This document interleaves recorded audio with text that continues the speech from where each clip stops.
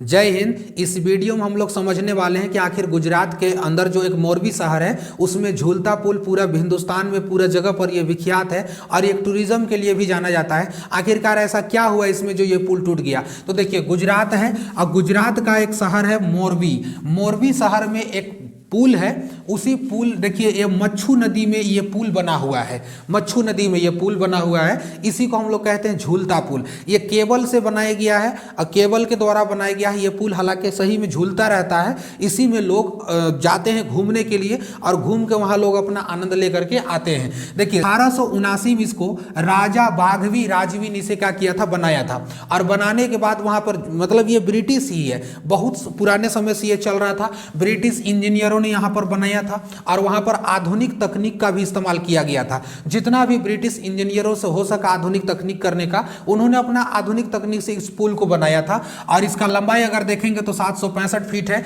और चौड़ाई इसका 4 फीट है। इसी पुल को एक ऐतिहासिक पुल माना जाता है और इस ऐतिहासिक पुल होने के कारण इसको गुजरात का टूरिज्म के लिए भी इसको उपयोग किया जाता है। यहाँ पर जितने भी लोग जाते हैं, यहाँ पर जाकर के टूरिज्म करते हैं, घूमते हैं, सैर करते हैं और वहाँ का काफ़ी इंजॉयमेंट, वहाँ का वातावरण को करते हैं। और ध्यान रखिएगा, इसमें देखिएगा अगर इसको तो ये 143 साल पुराना है। देखिए 143 साल पुराना पुल, इतना पुराना पुल है तो इसमें तो बहुत सारी तो दुविधाएं आई होंगी या बहुत सारी खराबियां हुई होंगी। इसका फिटनेस तो बहुत जरूरी है। आखिर ये पुल गिर कैसे गया, ये तो आखिर चर्चा में तब आया ना जब ये गिरा। उससे पहले तो ये ठीक ठाक था, जब तक ये गिरा नहीं था तब तक इसका चर्चा हुआ नहीं। जब ये गिर गया अब तो चर्चा भाई होना ही होना इसका है। अब देखिए इसको 25 अक्टूबर को खोल दिया गया था। 25 अक्टूबर गुजराती नव वर्ष का एक दिन पहले ही खोल दिया गया था, यानी कि 26 अक्टूबर को गुजराती का नव वर्ष था, इसको 25 अक्टूबर को ही खोल दिया गया। और इसका जितना भी एक तरीका से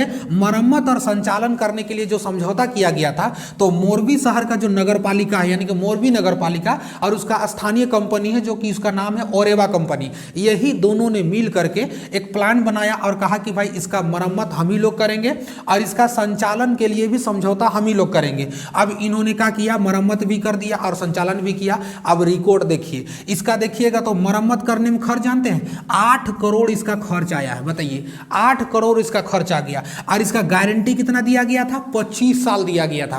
25 साल इसका गारंटी दिया गया था कि ये 25 साल तक ये टिकेगा। और टिका कई दिन नहीं, 5 दिन नहीं टिका।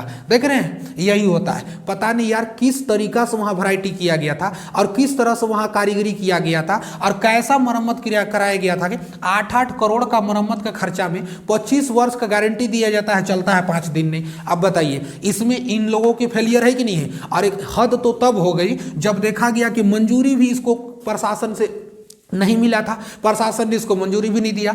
यहां तक कि इन्होंने फिटनेस का सर्टिफिकेट जो होता है ये भी इन्होंने नहीं दिया। अब बताइए बिना मंजूरी का, बिना फिटनेस सर्टिफिकेट का इतनी रिस्क चीजें आप कैसे कर सकते हो? किसी का जान को जोखिम में आप कैसे डाल सकते हो? इतना रिस्क यहां पर था। हद तो तब होती है ना जब इसकी क्षमता देखा जाता है। 125 लोगों की इसकी क्षमता है लगभग और इन्हों पर ठूस दिया गया 500-600। ले अब बेटा जाएगा तो नहीं, क्या होगा? अब इसमें 500-600 ठूस दिया। अब इसमें 500-600 इतनी धड़ल्ले से टिकट बेच दिया गया। अब लोग यहां पर टूट पड़े और ये मतलब वहीं पे जाना स्टार्ट कर दिए और इन्होंने टिकट बेचना शुरू कर दिया। क्या मतलब क्या कहा जाए इन लोगों के बारे में और क्या मतलब बोला जाए इन लोगों के बारे में? यानी कि किसी के जान से खेलने के लिए इतना प्यार हो जाता है किसी को, तो क्या कहा जाए यहाँ पर? तो ये एक तरह से बहुत दुखद घटना है और बहुत दयनीय घटना है और बहुत ही निंदात्मक घटना है। ऐसी घटनाएं नहीं होनी चाहिए किसी भी तरीका से। किसी का जान को जोखिम में डाल करके अगर आप अपना काम निकालोगे या पैसे के चलते या ये सब ऐसे करोगे, ये कहीं से उचित नहीं लगता है। खैर वहाँ पर गिरने से काफ़ी बच्चे, काफ़ी लोगों की मतलब जाने गई हैं।